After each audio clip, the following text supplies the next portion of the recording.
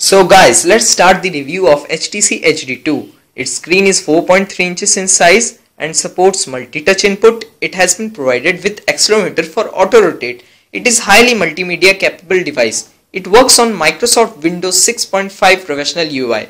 It supports 3G and has a Bluetooth version 2.1.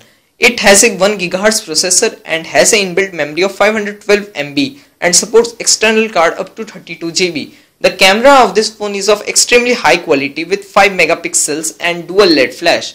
It runs on lithium-ion 1230 mAh battery and gives a battery life of 5 hours 40 minutes while using 3G, and without using it, it gives off 6 hours and 40 minutes. It can play music for 12 hours and supports a wide variety of video codecs including DivX. With a price tag of $700 to $750 or approximately 35,000 Indian rupees, it is bit overpriced but definitely a great buy with great features and a good battery life. So if you like the review, do subscribe me and please leave your useful comments. Thank you.